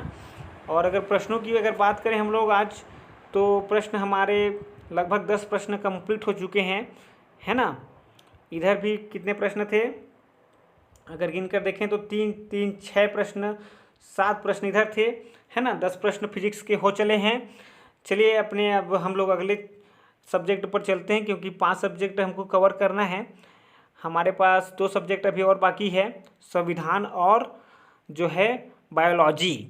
तो बायोलॉजी पर चलते हैं और सबसे पहले बायोलॉजी देख लेते हैं दोस्तों, उसके बाद संविधान का हम लोग देखेंगे। बायोलॉजी का थोड़ा सा ज़्यादा महत्वपूर्ण है और इंटरेस्टिंग है, उसको पढ़ाने में ज़्यादा मज़ा आएगा पहले, तो इसी को पहले देख लेते हैं। और गर्भाशय के लिए वैकल्पिक शब्द क्या है, पूछा हुआ है आपसे, बहुत बढ़िया प्रश्न है। गर्भाशय जो है दोस्तों वॉम्ब, इसको इंग्लिश में बोलते हैं वॉम्ब, है ना। कभी कभी वॉम्ब दिया होता है, वॉम्ब के लिए वैकल्पिक शब्द क्या है या वॉम्ब किसे कहते हैं। तो यूटेरस जो होता है दोस्तों, है ना, यूटेरस जो होता है जिसको हम लोग गर्भाशय बोलते हैं, इसी को जो है वैकल्पिक रूप से क्या कहते हैं, वोम्ब बोलते हैं या गर्भाशय बोलते हैं, यूटेरस। और इसी को अगर मैं सामान्य भाषा में आपको बताऊं तो इसी को बच्चादानी बोलते हैं, है ना। ये इसी को क्या बोलते हैं, बच्चादानी बोलते हैं। और हिंदी में बोलें तो गर्भाशय बोलते हैं या वोम्ब, और जो है इंग्लिश में अगर बोलें तो वोम्ब बोलते हैं। और इसी को इंग्लिश में एक और नाम देते हैं यूटेरस, ठीक है।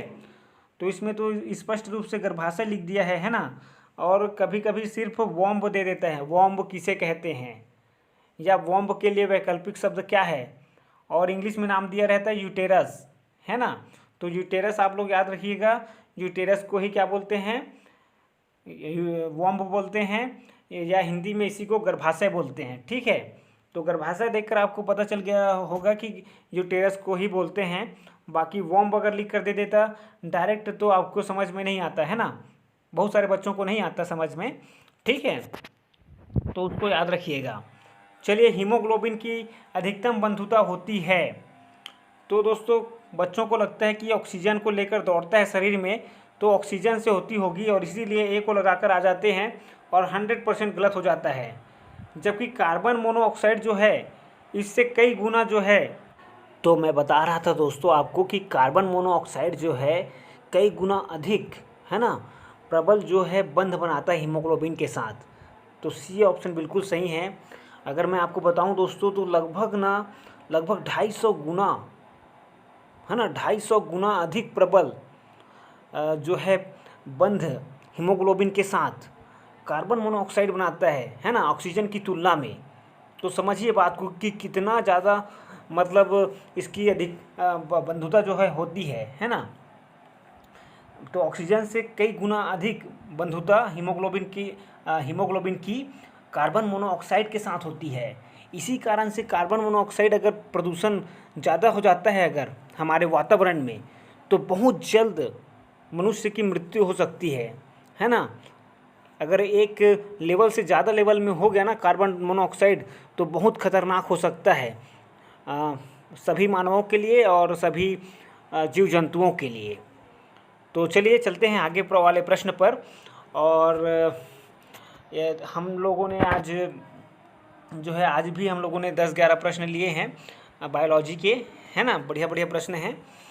चलिए मैं अगला प्रश्न आपके लिए पढ़ देता हूँ। निम्नलिखित में से कौन सी ग्रंथि सेक्स हार्मोन का स्त्राव करती है। सेक्स हार्मोन बोले चाहे लिंग हार्मोन बोले एक ही बात है ना, इंग्लिश में लिख दिया है। और वास्तव में बहुत महत्वपूर्ण प्रश्न है ये, लिंग हार्मोन भी बोलते हैं इसी को। और जो है लिंग हार्मोन में दोस्तों 2-4 बातें ही मुख्य हैं, है ना। उसको अगर मैं बताना चाहूँ तो अभी 2-3 लाइन में कंप्लीट कर सकते हैं उसको पूरा, है ना। और डिटेल से पढ़ें तो बहुत अच्छा सब्जेक्ट है वो, है ना। प्रजनन वाला जो चैप्टर है बहुत अच्छा चैप्टर है। लेकिन 2-3 बातें मैं एकदम मुख्य रूप से आपको बताना चाहता हूँ। पहले तो आप ये याद रखिए कि एड्रिनल जो है ग्रंथि जो है, ये एक जो है सेक्स हार्मोन का स्त्राव करने वाली ग्रंथि है ना, लिंग हार्मोन का स्त्राव करने वाली ग्रंथि है। दूसरा जो है जैसे कि क्या बोलते हैं, प्रोजेस्टेरॉन होता है जो, है ना, प्रोजेस्टेरॉन होता है, तो वो उसको कहते हैं प्रेगनेंसी हार्मोन, है ना। क्या बोलते हैं, प्रेगनेंसी हार्मोन बोलते हैं। बहुत महत्वपूर्ण प्रश्न है ना। और प्रोजेस्टेरॉन के बाद अगर मैं और बताऊं आपको तो होता है एक एस्ट्रोजन होता है ना। एस्ट्रोजन वो जो है महिलाओं में पाया जाने वाला है। एस्ट्रोजन लिख देता हूँ आपके लिए मैं, 1 मिनट। एस्ट्रोजन और एक होता है एंड्रोजन, है ना। एस्ट्रोजन जो है ये महिलाओं में पाया जाने वाला हार्मोन है, लिंग हार्मोन है। और जो पुरुष में पाया जाने वाला हार्मोन है वो है आपका, एक तो प्रोजेस्टेरॉन को भी उसी प्रकार का हार्मोन माना जाता है, और एक तो आप देखिए जो प्रोजेस्टेरॉन है वो महिलाओं में पाया जाता है, एक बात तो ये याद रखिए, और उसी प्रकार का हार्मोन माना जाता है ना। ये प्रजनन से संबंधित ही हार्मोन है। और जो है पुरुषों से संबंधित अगर हार्मोन बताऊं तो एंड्रोजन को बोलते हैं। एंड्रोजन ये है जो है पुरुषों से संबंधित सेक्स हार्मोन या लिंग हार्मोन है ना। और ये सब प्रश्न पूछे जाते हैं ना दोस्तों, इसलिए मैं बता रहा हूँ, ठीक है। और चलते हैं आगे, चलते हैं। निम्नलिखित में से कौन सा एक कथन जठर के बारे में सही नहीं है? तो जठरानाल आपने सुना होगा, मतलब पेट की आग जिसको बोलते हैं, है ना। हिंदी में जठरानाल का शब्द का आपको अनेक शब्द अगर पूछे, जठरानाल के लिए एक वाक्यांश पूछे तो उसको बोलते हैं पेट की आग, है ना। तो यह पेट की आग का मतलब क्या है? पेट की जो भूख होती है उसको बोलते हैं जठरानाल। तो यहाँ पर देखिए जठर से संबंधित क्या क्या तथ्य दिए हुए हैं। जठर एक अस्थायी आशय के रूप में काम करता है। जठर खाद्य को अमाशय रस के साथ मिश्रित कर देता है। जठर अमाशय रस में लाइपेज और एमाइलेज स्रावित करता है। जठर की खाली होने की दर खाद्य के प्रकार पर निर्भर करती है। तो ये जो डी ऑप्शन है दोस्तों, यही सबसे सही है।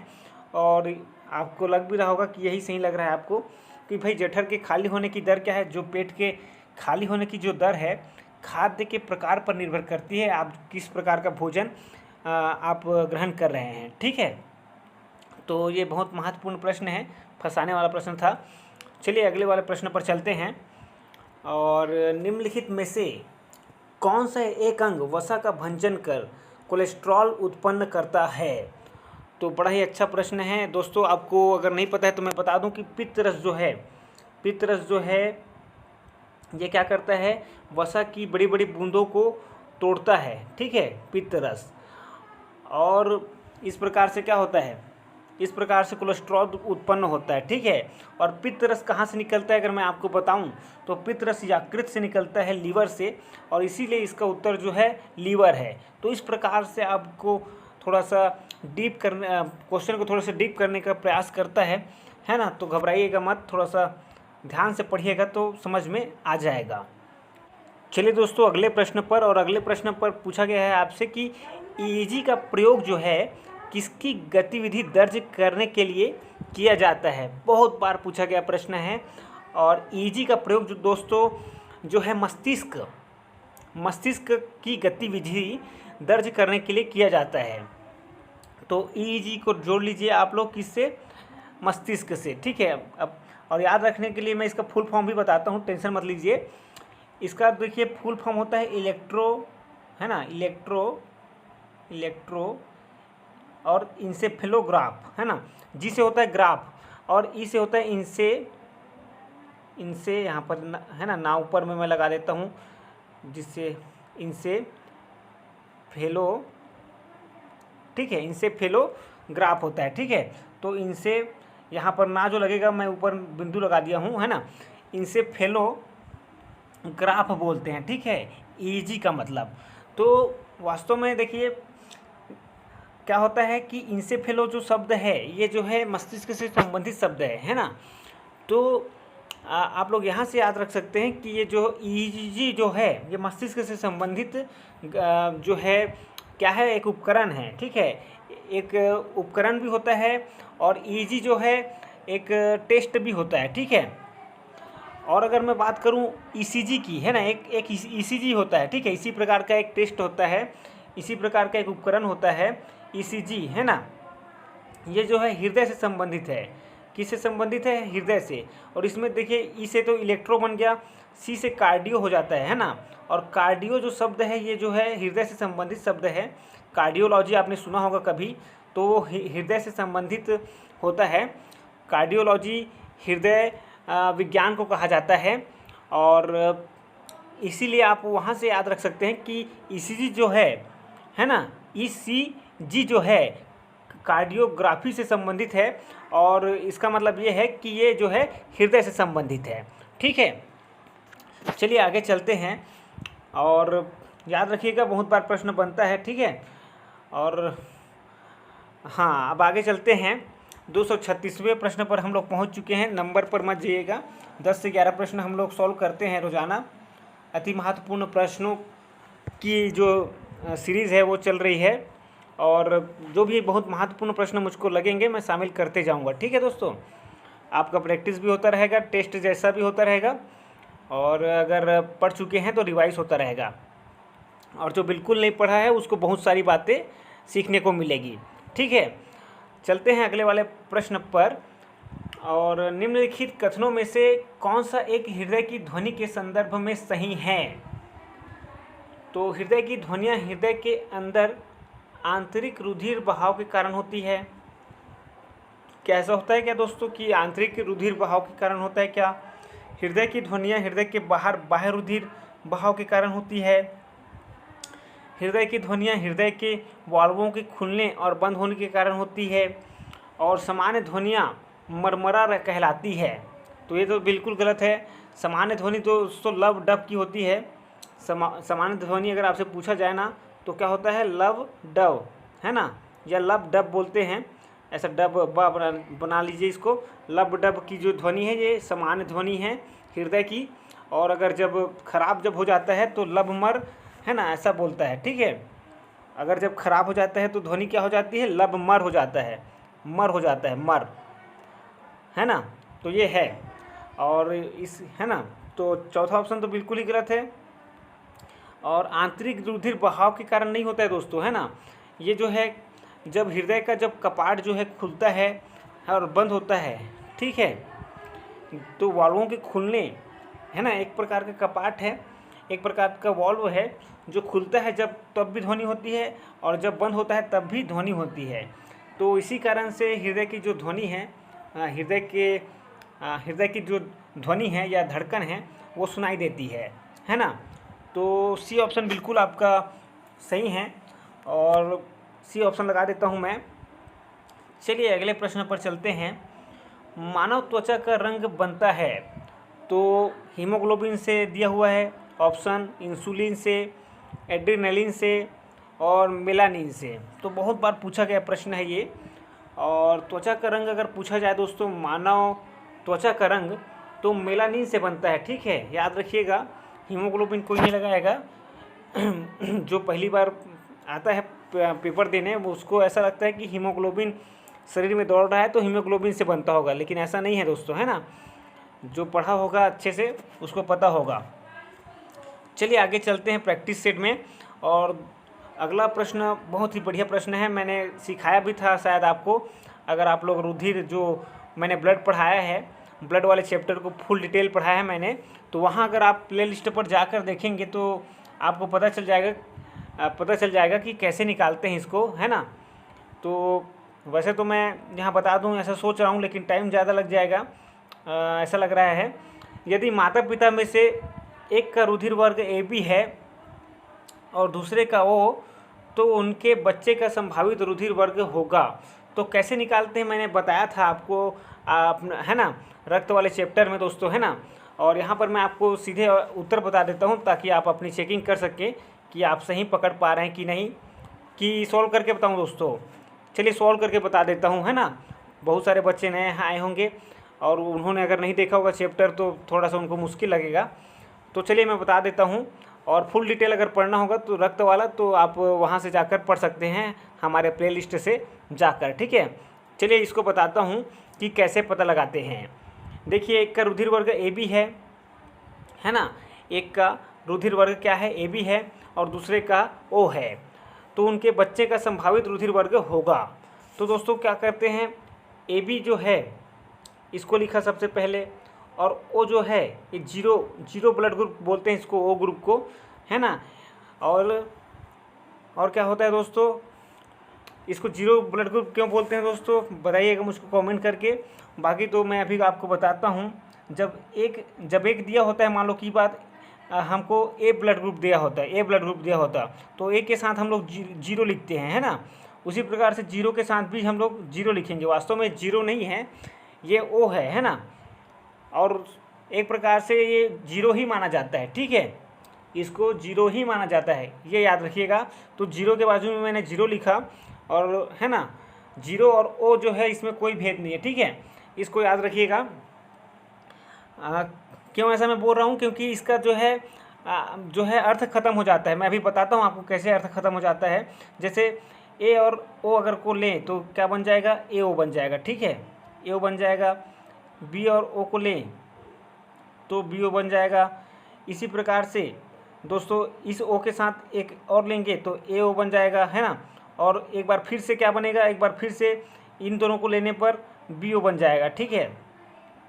लेकिन इस ओ को जो है जीरो माना जाता है, ठीक है, जीरो मतलब इसका कोई अर्थ नहीं है, तो जीरो माना जाता है, मतलब ये ख़त्म हो जाएगा, ठीक है, ये ख़त्म हो जाएगा। मतलब क्या बोल रहा हूँ मैं कि जो ए ओ था उसको हम लोग ए लेंगे, ठीक है, मैं लिख रहा हूँ, टेंशन मत लीजिए।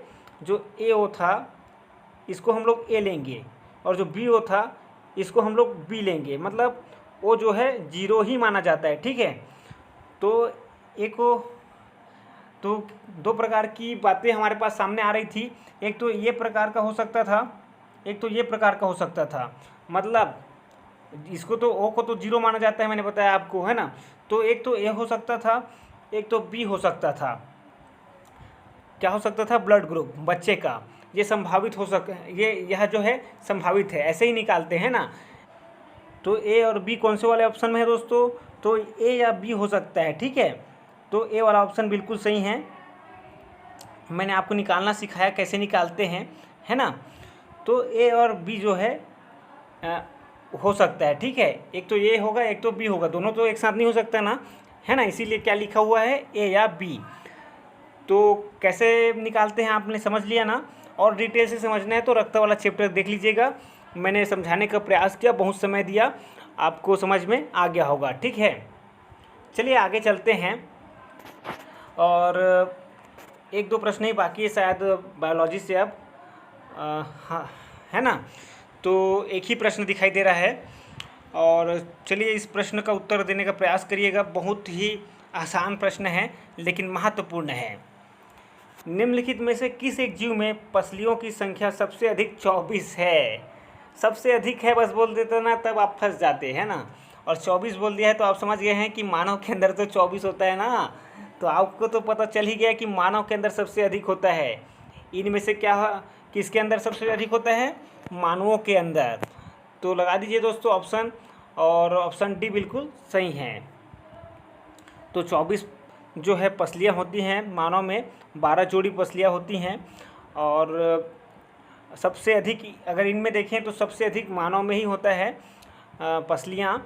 तो अगर आपके सामने 24 नहीं लिखता ना तो आप लोग एक बार फंस जाते हैं ना, सोचने पर मजबूर हो जाते कि सांप में तो नहीं होता होगा, है ना, मगर में तो नहीं होता होगा, लेकिन यहाँ पर 24 जब दे दिया है तो आसान हो गया है प्रश्न।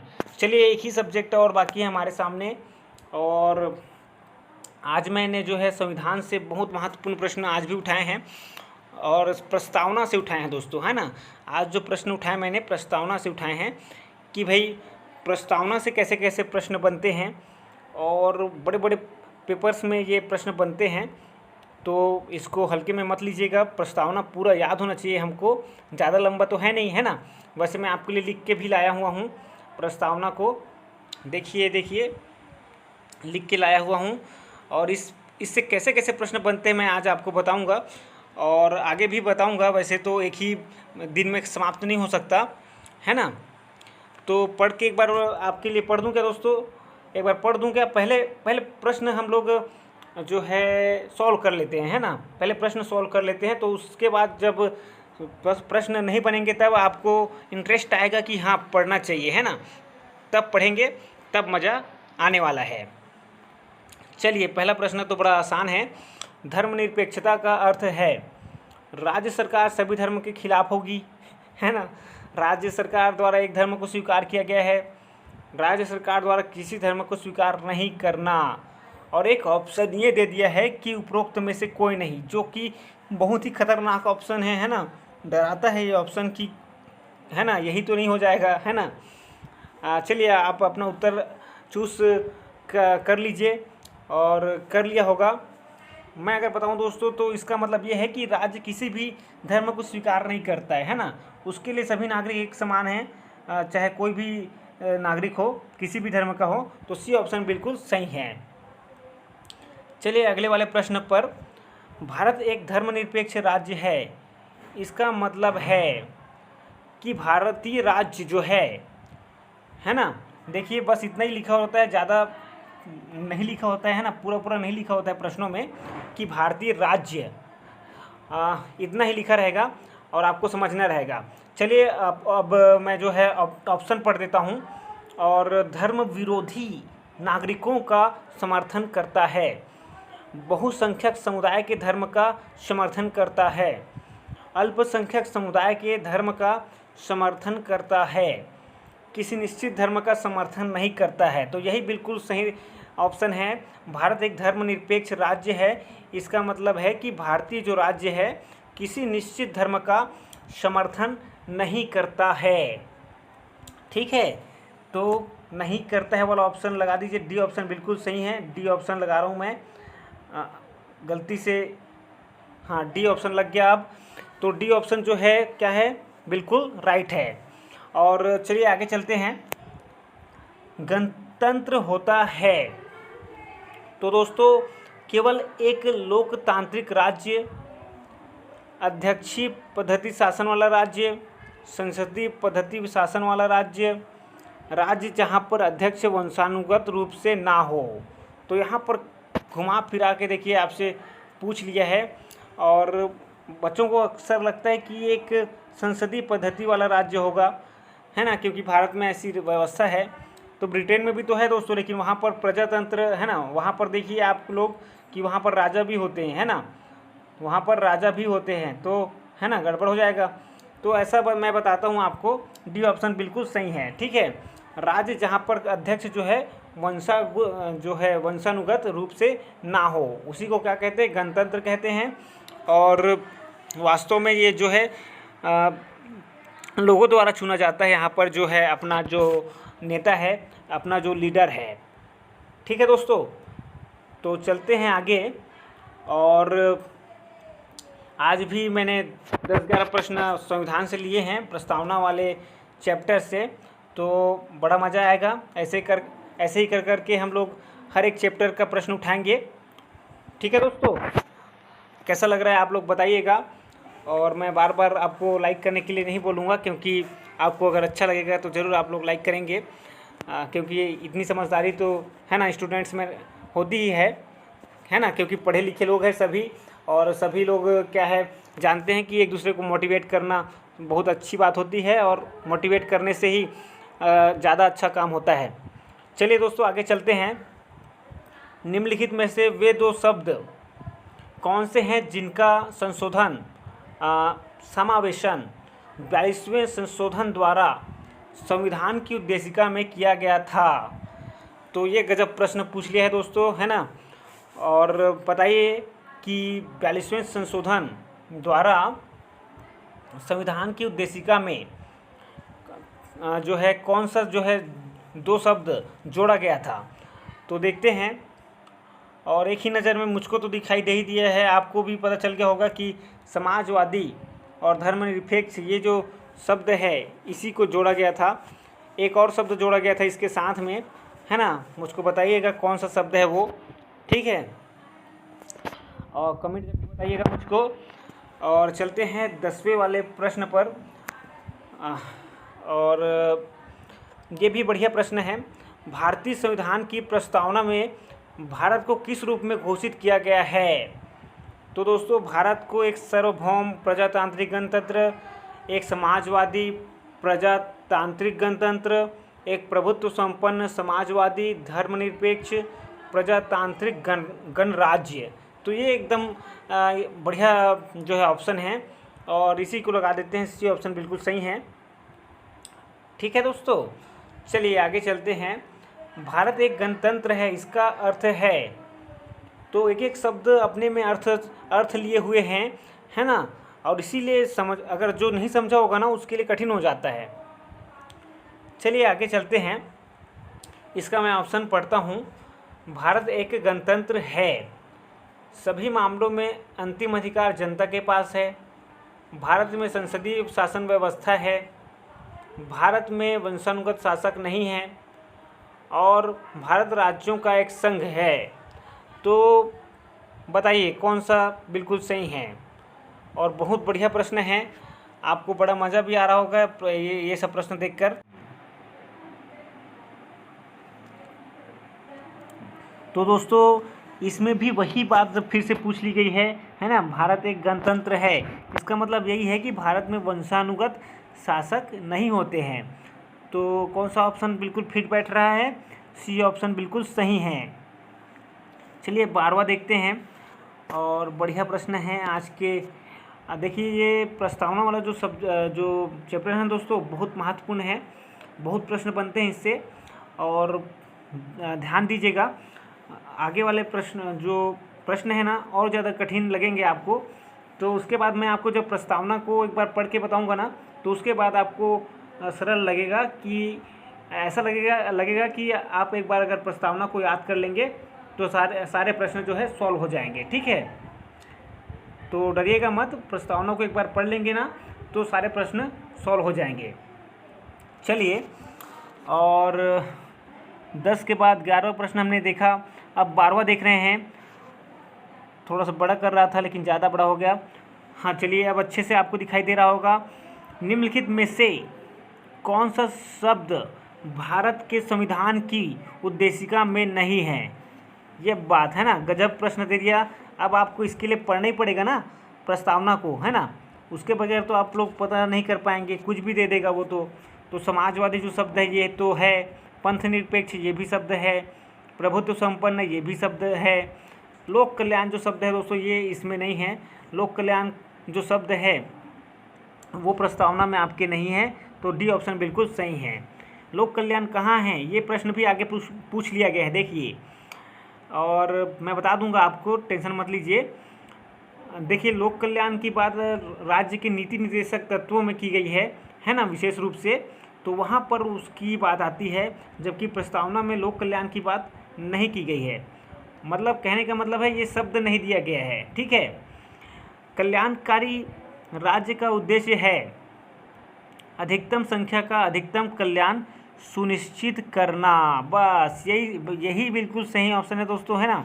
और राज्य के जो है नीति निर्देशक तत्वों में इस बात को विशेष रूप से बताया गया है कि जो है अधिकतम संख्या का अधिकतम कल्याण सुनिश्चित किया जाए। ठीक है दोस्तों, तो ये बिल्कुल सही ऑप्शन है इसमें। और 13 का कौन सा ऑप्शन आपके लिए सही हो गया, 13 का आपका ए ऑप्शन बिल्कुल सही हो गया। ठीक है, चलिए आगे चलते हैं। और 14वां नंबर का आपका प्रश्न है, भारत को एक गणराज्य मुख्य रूप से माना जाता है क्योंकि, फिर से वही बात पूछ ली है, राज्याध्यक्ष जो है राज्य अध्यक्ष का चुनाव होता है, उसे 15 अगस्त 1947 को स्वतंत्रता मिली थी, उसका अपना लिखित संविधान है, उसकी सरकार संसदीय प्रणाली के अनुसार है। तो दोस्तों वंशानुगत नहीं है ना, यहाँ पर शासक जो है वंशानुगत नहीं होते हैं, इसीलिए इसको गणराज्य बोला जाता है। और इसका दूसरा अर्थ क्या है, राज्य अध्यक्ष चुने जाते हैं। हमारे जो भारत है उसमें राज्य अध्यक्ष चुने जाते हैं, तो ए ऑप्शन बिल्कुल सही है ना, 14 का ए बिल्कुल सही है। तो ऐसे प्रश्न बनते हैं और मज़ा आएगा आपको प्रश्नों को सॉल्व करने में, अगर आप लोग प्रैक्टिस किए होंगे तो असली पेपर में आप लोग पूरा, है ना, पूरा तरीके से सॉल्व करके आएंगे। ठीक है दोस्तों, चलिए भारतीय संविधान की प्रस्तावना के सिलसिले में निम्नलिखित में कौन क्रम सही है। ये देखिए ऐसे प्रश्न पूछे जाते हैं, क्रम पूछ लिया जाता है कि कौन सा शब्द जो है पहले आया है ना, क्रम से सजाइए, है ना। तो ये देखिए कौन से क्रम में, देखिए कौन क्रम सही है बोल रहा है ना, सिलसिले में। तो अब आपको प्रस्तावना पढ़ना ही पड़ेगा ना, एक बार चलिए प्रस्तावना पढ़कर आते हैं। वैसे भी ये अंतिम प्रश्न है, फिर चेक करेंगे कि हम लोग सॉल्व कर पा रहे हैं कि नहीं कर पा रहे हैं। ठीक है दोस्तों, तो प्रस्तावना एक बार हम लोग पढ़ लेते हैं। और प्रस्तावना में, हमारे भारत की प्रस्तावना में बहुत ही अच्छी बात लिखी गई है, जो आपको सुनकर पढ़कर बड़ा अच्छा लगेगा और हम लोग इसको पढ़कर हमेशा गौरवान्वित होते हैं, गौरव महसूस करते हैं। चलिए पढ़ते हैं कि हम भारत के लोग भारत को एक संपूर्ण प्रभुत्व संपन्न हम भारत के लोग भारत को एक संपूर्ण प्रभुत्व संपन्न समाजवादी पंथनिरपेक्ष लोकतंत्रात्मक गणराज्य बनाने के लिए तथा उसके समस्त नागरिकों को सामाजिक, आर्थिक और राजनीतिक न्याय, है ना, न्याय, विचार, अभिव्यक्ति, विश्वास, धर्म और उपासना की स्वतंत्रता, प्रतिष्ठा और अवसर की समता प्राप्त करने के लिए तथा उन सब में व्यक्ति की गरिमा और राष्ट्र की एकता और अखंडता सुनिश्चित करने वाली बंधुता बढ़ाने के लिए दृढ़ संकल्प होकर अपनी इस संविधान सभा में आज तारीख 26 नवंबर 1949 ईस्वी, है ना, को एतद द्वारा इस संविधान को अंगीकृत, अधिनियमित और आत्मार्पित करते हैं। ये जो है आपके प्रस्तावना में है। इसको मैं आपको बार बार पढ़कर याद नहीं करा सकता क्योंकि समय बहुत ज़्यादा लग जाएगा दोस्तों, है ना। 5 सब्जेक्ट का प्रैक्टिस कर रहे हैं वैसे भी, तो इसको आप लोग 2-3 बार पढ़ लेंगे ना तो मेरे ख्याल से आपको याद हो जाएगा। और अगर याद नहीं होता है तो लिख कर देखिएगा, लिख कर याद करिएगा, क्योंकि इसको याद रखना बहुत ज़रूरी है। क्योंकि क्रम से सजाने को, है ना, सजाने वाला प्रश्न भी आता है कि कौन सा शब्द पहले आया है। कभी कभी ऐसा प्रश्न भी बनता है कि कौन सा शब्द नहीं है ना, और कौन सा शब्द जोड़ा गया है 42वें संविधान संशोधन द्वारा। तो 3 शब्द जोड़े गए थे, 2 तो मैंने आपको बता दिए हैं, तीसरा अगर मैं आपको बता दूं क्या दोस्तों? चलिए कमेंट में आप लोग बताइएगा, नहीं पता होगा तो मैं, अगर आपको नहीं पता होगा तो मैं अगले वीडियो में बता दूंगा कौन से 3 शब्द, ठीक है। वैसे तो 2 बता ही दिया है ना, तो आगे और बता दूंगा। और अगर कमेंट में अगर नहीं पता होगा तो कमेंट में भी पूछ सकते हैं, कोई दिक्कत वाली बात नहीं है, ठीक है दोस्तों। और हिंदी का भी प्रैक्टिस सेट मैं अब चलाऊँगा लगातार। समस्याएं ज़रूर आ गई थी बीच में, लेकिन है ना, संघर्ष करना हम लोग नहीं छोड़ सकते, क्योंकि संघर्ष से ही सफलता है, ठीक है। चलिए अगले वाले प्रश्न पर हम लोग चलते हैं, सबसे लास्ट प्रश्न पर, और उसमें चेक करते हैं कि हम लोग सॉल्व कर पा रहे हैं कि नहीं। भारतीय संविधान की प्रस्तावना के सिलसिले में, है ना, निम्नलिखित में कौन क्रम सही है? तो निम्नलिखित में कौन सा क्रम सही है हमको बताना है। तो दोस्तों, गणतंत्र, जनवादी, धर्मनिरपेक्ष, समाजवादी, सार्वभौम, सत्ता संपन्न। तो सबसे पहली बात तो आपको याद होना चाहिए।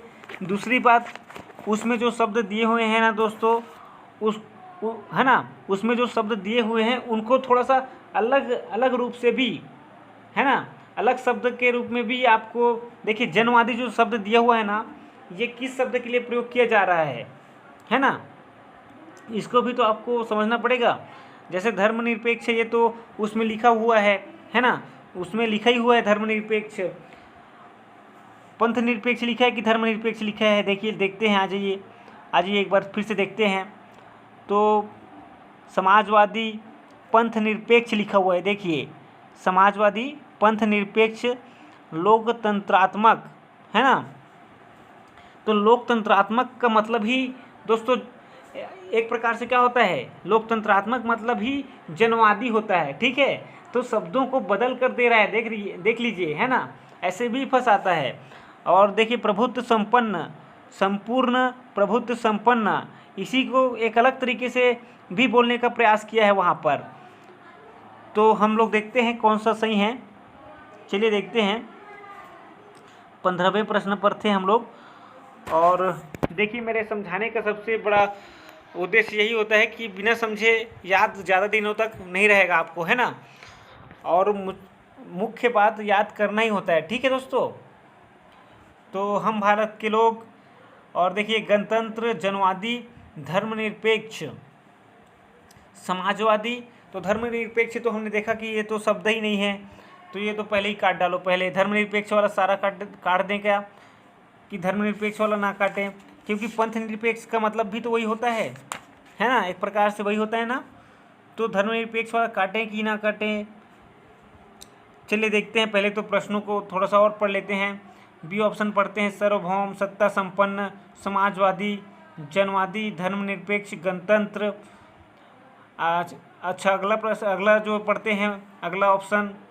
सभी ऑप्शन पढ़ने में टाइम ज़्यादा लग रहा है दोस्तों, मुझको लगता है डायरेक्ट मैं आपको उत्तर बता दूं, है ना, जिससे क्या है आपका समय बच जाए, है ना। तो दोस्तों 15 का जो है डी ऑप्शन बिल्कुल सही है। डी ऑप्शन क्यों सही है? क्योंकि देखिए मैं बताता हूँ आपको, धर्मनिरपेक्ष का मतलब ही दोस्तों एक प्रकार से पंथ निरपेक्ष को धर्मनिरपेक्ष के रूप में लिया जा सकता है, ठीक है। पंथ निरपेक्ष का मतलब ही, है ना, धर्मनिरपेक्ष है एक प्रकार से। धर्मनिरपेक्ष अलग से शब्द नहीं दिया गया है वहाँ पर, पंथ निरपेक्ष शब्द दिया, है ना, शब्द दिया गया है। तो ये बात भी आप लोग याद रखिएगा।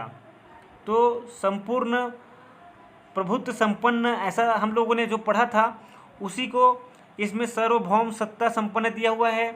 उसके बाद देखिए समाजवादी दिया हुआ है ना।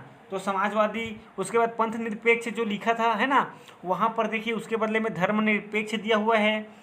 और जो लोकतंत्रात्मक गणराज्य लिखा हुआ था उसके बदले में देखिए जनवादी गणतंत्र दिया हुआ है ना। तो इस प्रकार से यही क्रम जो है सही है। आपको अगर थोड़ा सा और कन्फ्यूज़न हो रहा है तो एक बार जाकर वहाँ से फिर से मैं आपको पढ़कर दिखा रहा हूँ, है ना। और समझाना मेरा बिल्कुल दायित्व बनता है दोस्तों, है ना, बिना समझे कैसे बात बनेगी, है ना। तो चलिए पढ़ता हूँ मैं आपके लिए। और भारत को एक संपूर्ण प्रभुत्व संपन्न, तो ये जो प्रभुत्व संपन्न है ना, ये इसी को अलग शब्दों में लिखा हुआ है। उसके बाद देखिए समाजवादी लिखा हुआ है ना। उसके बाद पंथ निरपेक्ष लिखा हुआ है। पंथ निरपेक्ष के बदले कौन सा शब्द प्रयोग किया गया है? मैंने बताया धर्मनिरपेक्ष शब्द का प्रयोग किया गया है। और लोकतंत्रात्मक, है ना, गणराज्य के बदले क्या लिखा हुआ है दोस्तों? बताइए क्या लिखा हुआ है? लोकतंत्रात्मक गणराज्य के बदले क्या लिखा हुआ है? जनवादी गणतंत्र लिखा हुआ है। तो ये सब बातें हैं, इनको समझना पड़ता है, तभी हाई लेवल के पेपर में हम लोग सफल हो पाएंगे, ठीक है दोस्तों। और दोस्तों मैं वीडियो में आपको एक बार भी लाइक करने के लिए नहीं बोलता हूँ, क्योंकि मुझको पता है कि जो बच्चे समझदार हैं, जो पढ़ने लिखने वाले बच्चे हैं, वो लोग मोटिवेट करना जानते हैं, है ना। एक दूसरे को मोटिवेट करना ही दोस्तों, है ना, अच्छा काम करने के लिए एक दूसरे को मोटिवेट करना बहुत ज़रूरी है। आप मुझको मोटिवेट करिए, मैं आपको मोटिवेट करूँगा और अच्छे वीडियो लाऊँगा, है ना। इससे आपका ही फ़ायदा है और मेरा भी फ़ायदा है, क्योंकि है ना एक दूसरे से हम लोग जुड़े हुए हैं, है ना। तो दोनों का साथ साथ फ़ायदा होता रहे, हम लोग एक दूसरे से लाभ लेते रहें। और मैं यही बोलूँगा दोस्तों कि अगर आप लोग नए हैं, अगर चैनल पर नए हैं तो सब्सक्राइब कर लीजिएगा। और अब जो है वीडियोस डलने शुरू हो गए हैं फिर से, और लगातार अब वीडियोस डलेंगे, ठीक है। तो पूरा वीडियो देखने के लिए बहुत बहुत धन्यवाद।